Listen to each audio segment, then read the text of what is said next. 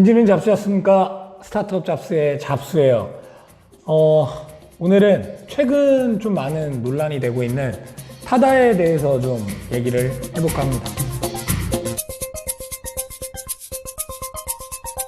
일단 먼저 타다의 법적 이슈는 뭐 이거죠. 무면허 콜택시다. 이게 검찰의 주장. 그리고 초단기 렌트카다. 우리는 이건 타다의 주장. 검찰 같은 경우는 이거 타다 탈 때 렌터카다 생각하고 하는 사람이 몇이나 있겠냐.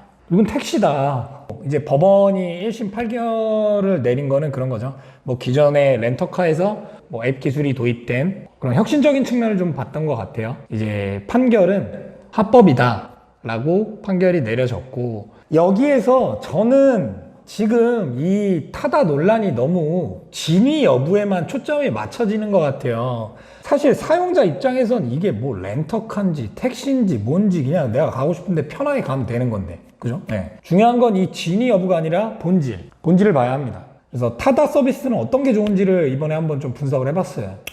프로세스는 이래요. 앱에서 타다를 부릅니다. 콜을 해요. 타다 택시가 와요. 그거 타고 가는 거예요. 콜택시랑 똑같죠. 근데 뭐가 다르냐면, 일단 첫 번째로는 깨끗하고 편안하다.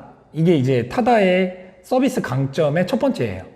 비교를 해보면 택시 같은 경우는 다 그런 건 아니지만 정말 깨끗하게 차를 관리하시는 분도 계시지만 그런 경우가 종종 있죠. 차가 되게 지저분하다거나 담배 냄새나 이런 게 박혀 있다거나, 뭐 그거 말고도 이제 흔히 많이 겪었던 게 이제 터킹, 말을 좀 많이 거시는 경우가 있죠. 이게 때로는 이제 내가 조용하게 가고 싶은데 좀 말을 계속 걸면은 그거를 거절하는 것도 사실 불편하잖아요. 그리고 뭐 나는 음악을 별로 듣고 싶지 않은데 음악을 또 뭐 뽕짝이나 이런 거 틀어놓게 되면은 좀 그런 것도 불편할 수 있겠죠. 그래서 이런 것들을 일체 없앤다라는 게 이제 타다가 첫 번째 강점으로 내세우는 거예요. 정기적인 시트 관리나 차량 관리, 그리고 뭐 이런 향이라든가 이런 것들은 일체 깨끗이 관리를 한다라는 부분이 이제 중요한 강점이 되겠고, 이제 두 번째는 안전한 주행이에요. 타다 같은 경우는 매뉴얼이 있다고 합니다. 드라이버 정책 관련해서. 그래서 매뉴얼 교육이 다 통과가 되고 일을 할 수 있다고 해요. 일반적으로 껴들게 하면 대표적인 게 택시죠. 특히 주황색 택시. 가장 인상이 깊어요. 차선 변경이나 이런 게 너무 위협적인 경우가 많습니다. 이제 신호등 같은 경우도 초록색 불이어도 그냥 좀 틈이 있다고 생각되면 이제 가는 경우들도 덜어 있고요. 그러니까 이게 운전 법칙을 무법천지다. 제가 볼 때 택시 운전에서 이거 좀 걱정도 돼요. 택시 운전 하시는 분들이 저 보면은 이건 너무한 거 아니냐고. 저 잡새끼 저럴까봐 뭐 걱정도 되긴 하는데 팩트죠. 네, 아마 많은 분들이 공감을 하시지 않을까 생각이 됩니다. 근데 이제 타다 같은 경우는 이런 주행을 하지 않는다라는 게 이제 정책인 거죠. 그럼 이제 사용자 입장에서는 얼마나 안전합니까? 그리고 이제 세 번째 강점이 되게 중요해요. 정직함. 타다가 내세우는 되게 핵심 가치이지 않을까 생각이 드는데, 강남역이나 이태원역 가면은 뭐 제가 많이 놀아본 건 아닌데요. 네. 가면은 택시 잡기가 진짜 하늘의 별 따기예요. 진짜 힘들어요. 그냥 그래서 나를 세는 사람들이 많아요. 특히 이태원에는. 내가 경험한 것 같네. 하여튼 택시를 잡기가 너무 힘들어요. 승차 거부를 하는 거죠. 이 문제 너무 심각하지 않습니까? 승차 거부가 불법이잖아요. 오히려 이게 불법이잖아. 이걸 찾아내지. 이것 좀. 타다 같은 경우는 절대 승차 거부가 없다. 그리고 이제 택시를 타면은 짧은 거리나 이런 데는 카드 받을 때 불편한 내색을 하시는 분도 있죠. 특히 뭐 기본료 나오는데 카드 내면은 왠지 미안하고 막 이런 거. 그런 것도 일체 없다. 앱에서 결제 자동으로 되니까 편하죠. 네, 뭐 그런 경우도 있었어요. 저는 이제 부산에 출장을 갔는데 역에서 택시들이 막 대기를 하잖아요. 그거를 탔어, 내가. 근데 한 10,000원 정도 되는 거리였거든요. 아저씨가 가는 동안 계속 뭐라 그러더라고요. 내가 무슨 범죄 저지른 것 마냥 거기서 그걸 왜 타냐, 그 거리를. 다음부터는 길에서 잡아라. 막 저한테 화내더라고요. 저도 이제 많이 착해지고 이해는 가서 그냥 뭐 귀찮아서 얘기 안 하긴 했는데, 이 정도만 얘기를 해도 기존의 택시들은 문제점이 매우 많았습니다. 이러한 문제점을 해결하고자 한 게 타다이다. 라는 접근이 저는 타다에 대해서는 긍정적인 요인이에요. 이 서비스적으로는 굉장히 괜찮은 거죠.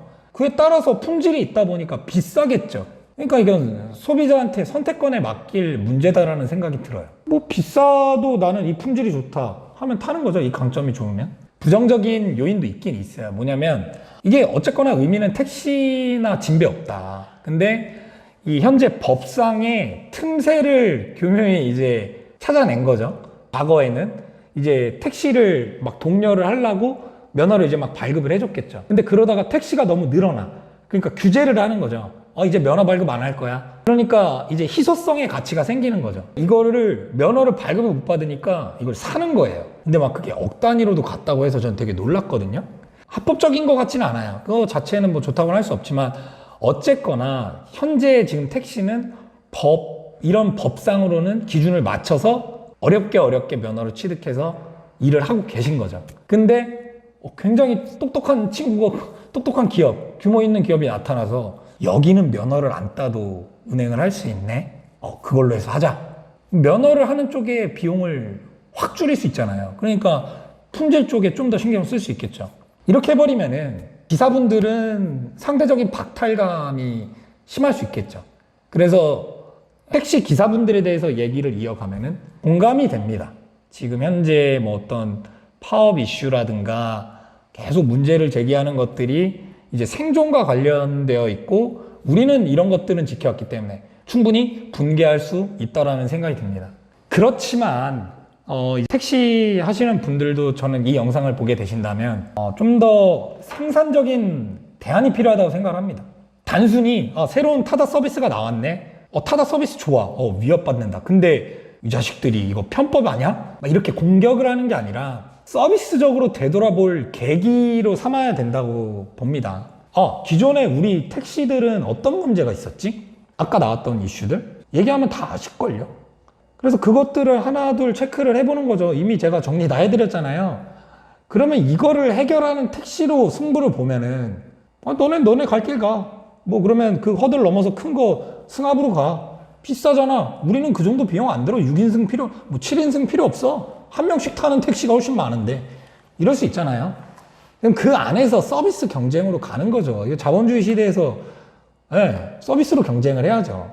이렇게 되면은 양질의 운수업, 운행업이 될 수 있는 거고요. 그래서 택시분들은 지금 면허를 갖고 계시잖아요. 이점을 갖고 있는 거예요. 지금 경쟁 우위를 갖고 계신 거예요. 서비스적으로만 발전을 하면 되는 거예요. 근데 그걸 여태까지 못했으니까 이런 타다 같은 서비스가 이거를 삐집고 들어 나오는 거죠. 그래서 이거를 생각해 볼 필요가 있습니다.